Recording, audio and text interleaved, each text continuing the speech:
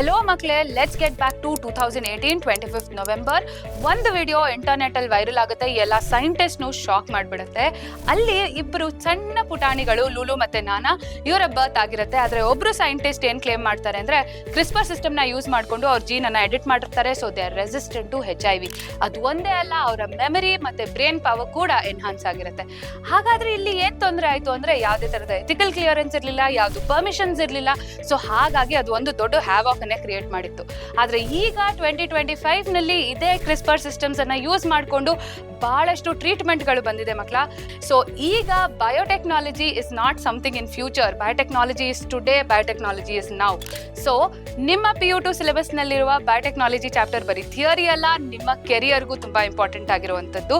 Biotechnology ಚಾಪ್ಟರ್ನ one shot videos ಬೇಕು, KCT summary videos ಬೇಕು ಅಂದ್ರೆ ನಮ್ಮ ಪವರ್ ಪ್ಯಾಕ್ ಪ್ಲೇಲಿಸ್ಟ್ ಅನ್ನ ಚೆಕ್ಔಟ್ ಮಾಡೋದು ಮರಿಬೇಡಿ.